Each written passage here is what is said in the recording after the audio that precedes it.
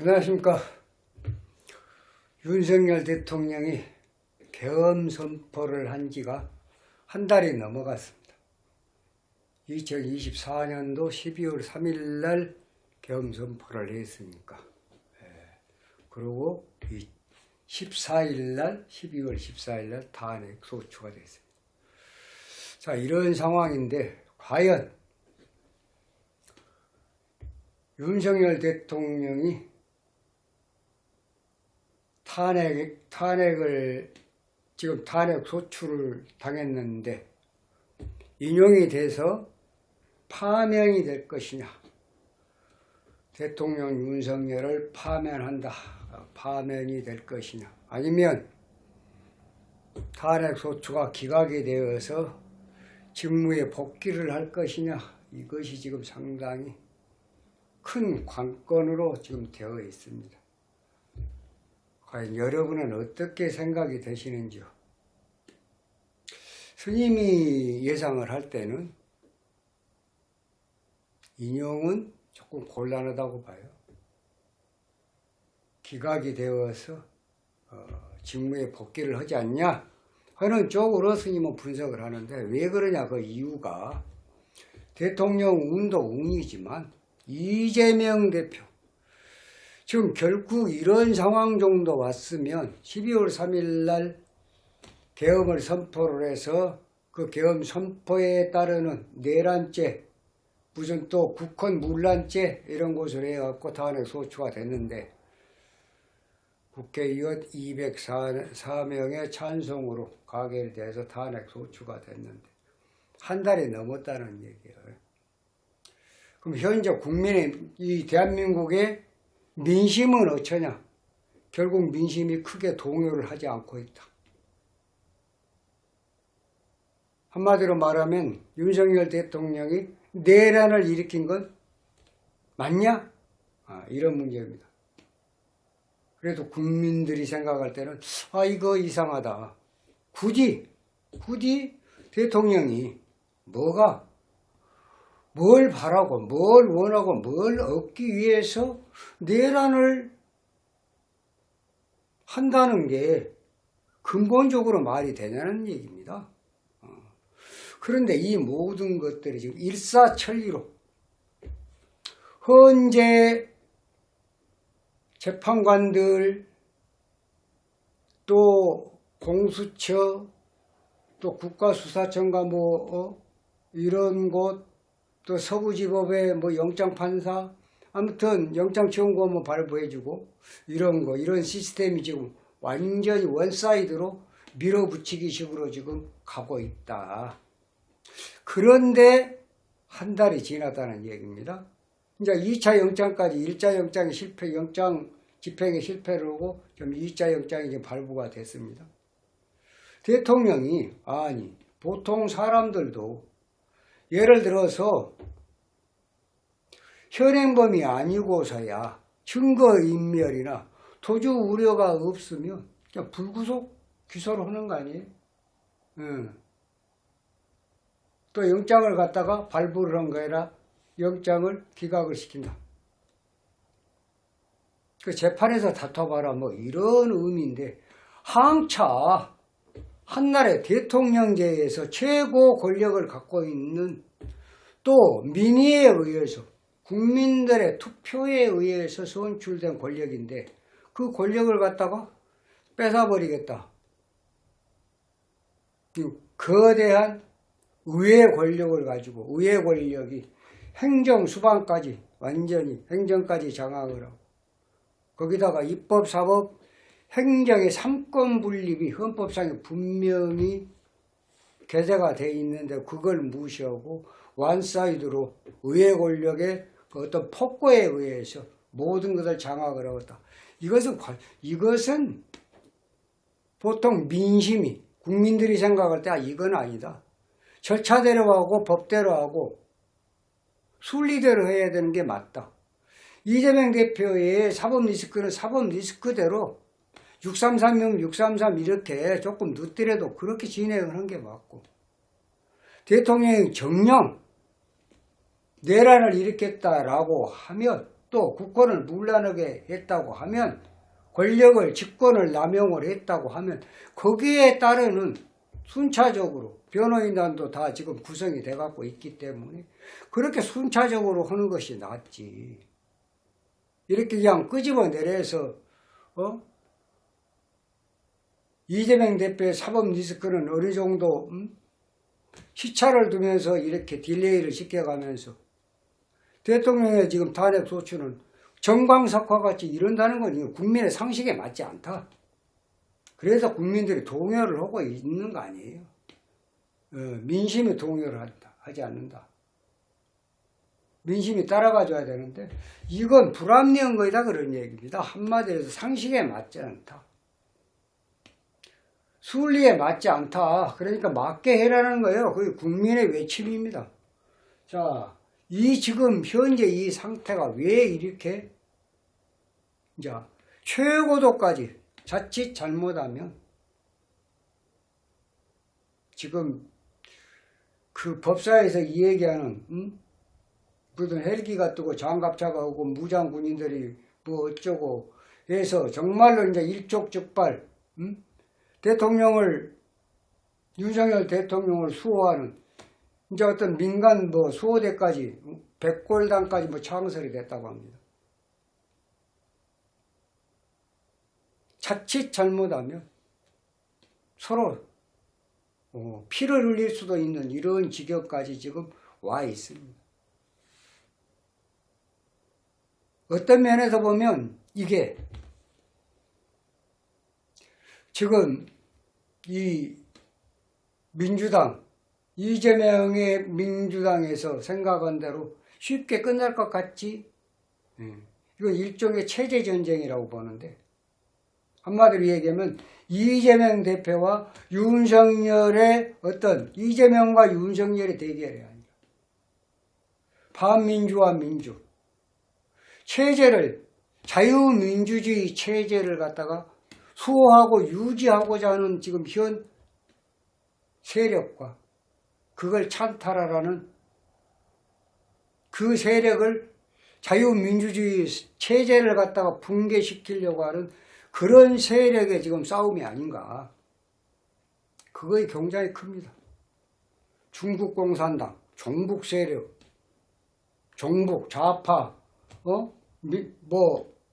민노총, 거기다 또 주사파, 할 것 없이 이러한 세력들, 반국가 세력, 자유민주주의 체제를 붕괴시키고 정권을 찬탈하려고 하는 그런 세력이 지금 아주 극에 달해 있다.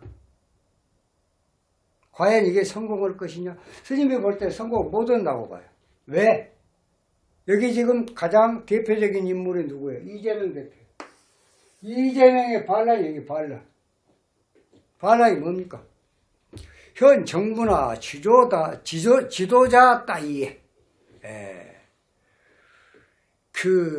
그러한 어떤 그 세력을 갖다가 붕괴시키기 위해서 내란을 일으키는 거. 그런 게 막 반란이에요. 이재명의 반란. 스님이 볼 때는 필패다. 절대 성공할 수가 없다. 이재명 대표의 운을 보면 절대로 성공할 수가 없다라는 겁니다.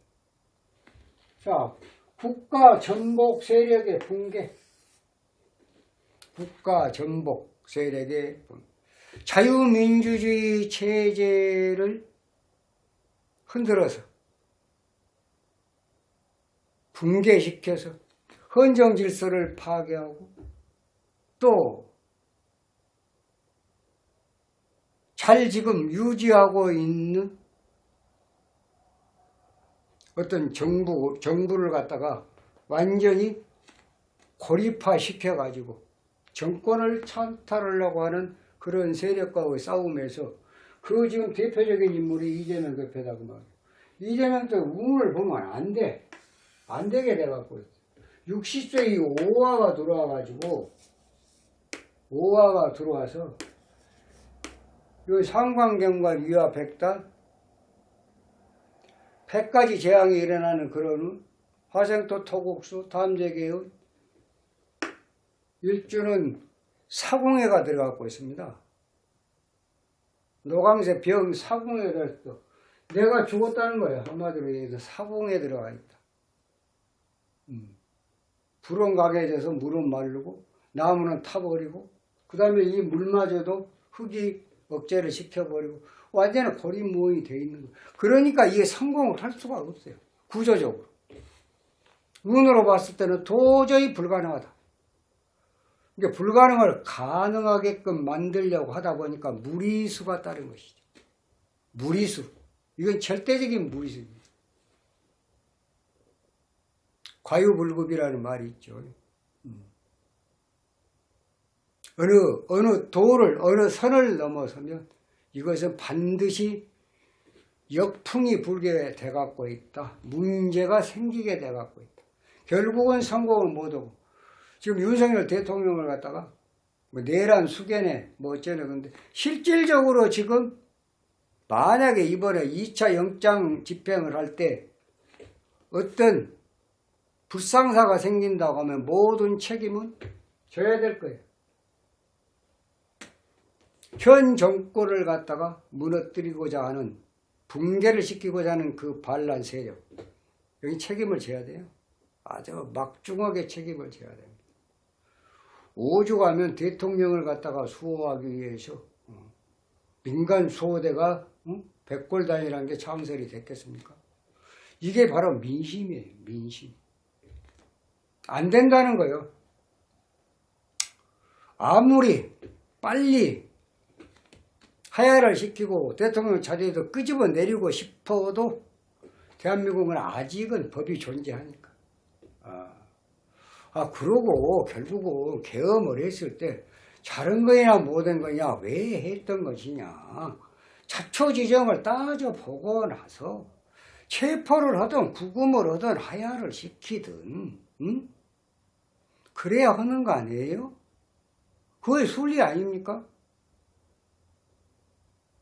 그냥 일방적으로 계엄 선포에 너 내란을 일으켜 뭐가 내란이에요? 대통령이 모의하셔서 내란을 일으킵니까? 최고 권력인데 그렇지 않습니까? 결국은 대통령 재임 시에 정치를 잘하고 못하고 하는 부분은 차기 대통령 선거에서 투표로서 평가를 받으면 되는 거 아닌가요? 아니 막말로 윤석열 정부가 실패한 정부다. 정치 잘 못했다고 하면 민심이 국민들이 선택을 하면 되는 거예요. 정권을 교체시켜버리면 되는 거예요. 예? 그래야지 이 중간에도 지금 진짜 겨우 반환점 넘었는데 앞으로도 2년 6개월이라는 것이 서슬이 버럭게 살아있는데 그 권력을 갖다가 붕괴를 시켜버리고 그것도 강제로 말도 안 되는 소리를 또 말도 안 되는 법리를 적용을 해갖고 한다는 것은 국민이 용납치 않는다는 얘기입니다. 지금 이것은 반드시 실패로 돌아갈 수밖에 없는 것은 이재명 대표가 운이 없는 거예요. 운이 없어. 벌써 계엄 선포한 지 한 달이 넘었어요. 어떤 면에서 보면 속전속결이 답인데 이제는 아는 사람들이 2030이 왜 그 집회에 참여를 하냐. 이제 본인들이 알거든. 이건 이재명과 윤석열의 싸움이 아니구나. 민주와 반민주. 자유민주주의 체제를 유지하려고 하는 그러한 세력과 또 그것을 붕괴시켜서 국정을 마비시키고 헌정 질서를 파괴하고 그래서 결국은 공산화를 만들고자 하는 세력과의 다툼이구나. 그 전쟁이구나. 그러니까 이제 요즘 젊은이들 다 그래도 학벌이 그래도 옛날 같으면 뭐 초등학교 중학교 정도면 뭐 그런 대로 뭐라고 하지만 지금은 다 대학 이상 최고 학벌들을 다 나온 그런 분들이기 때문에 그런 사람들이기 때문에 뭔가 깨달음이 있다는 얘기. 이거 아니다. 윤석열과 이재명의 지금 싸움이 아니라 이것은 민주와 반민주의 싸움이고 자유민주주의 체제를 갖다가 유지하려고 하는 세력과 그걸 파괴시키려고 하는 세력의 싸움입니다. 그래서 윤석열이라는 인간 개인을 갖다 보호하는 게 아니라 대통령 윤석열을 갖다가 수호하기 위해서 나서는 거예요. 대통령 윤석열은 뭡니까? 바로 대한민국이라는 자유민주 체제, 대한민국이라는 그 체제를 유지하기 위해서는 그 권력이 있기 때문에 그걸 상징하는 거 아니에요? 그러니까 그걸 보호를 하려는 거예요. 몸으로 막아야 하려고.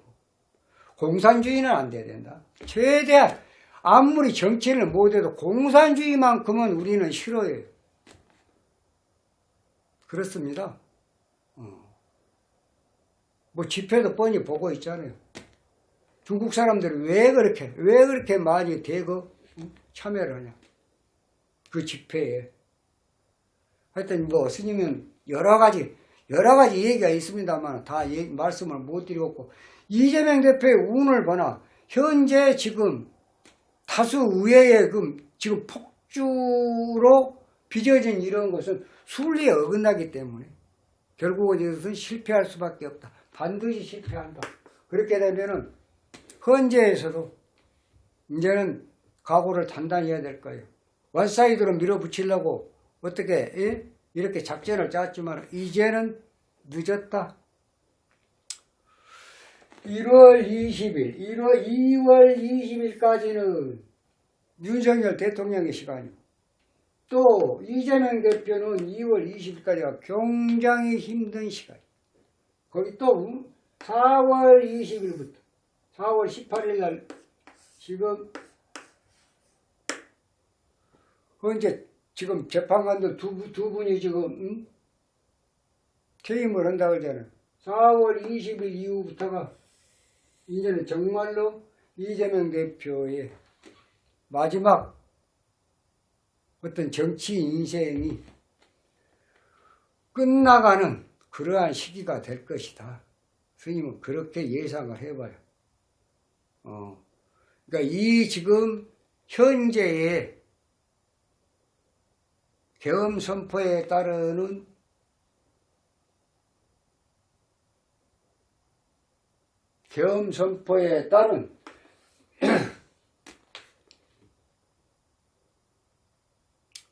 국가의 어떤 모든 부분을 갖다가 탄핵 소추로 지금 집결이 되어 있는데, 이 탄핵 소추는 결국 인용되기가 어렵다. 그렇게 되면 대통령은 탄핵 소추 기각을 해서 직무에 복귀를 하게 되면 이재명 대표 지금 1년의 이러한 반란 사태는 반드시 실패로 돌아갈 것이다. 그렇게 되면 어쩝니까? 이제 이재명 대표 사법 리스크만 계속 진행이 되겠죠. 그 사법 리스크에 따르는 공직선거법 위중교사, 무슨 대북송금, 다 거기에 따르는 이제 법적 어떤 조치가 나오겠죠. 법적 판단이 나오겠죠. 그렇게 가는 게 순리예요. 당장에 지금 헌재에서 대법관이 이미선 대법관이 기일을 정해가지고 5번 심리해갖고 그냥 판결 내리겠다. 똑딱으로 4월 20일 안에 결정을 내려버리겠다.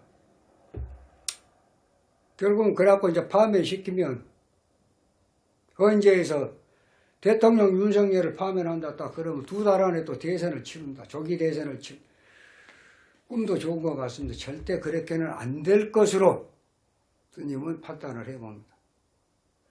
아무튼 이재명 대표의, 이것은 윤석열 대통령의 내란이 아니라 이재명 대표의 반란이다. 이 반란은 반드시 실패로 끝날 것이다. 국가 전복 세력의 붕괴가 멀지 않았다. 이렇게 봐줍니다. 이만 마치겠습니다. 다음 시간에 좀 더 좋은 영상으로 여러분 찾아뵙도록 하겠습니다. 감사합니다.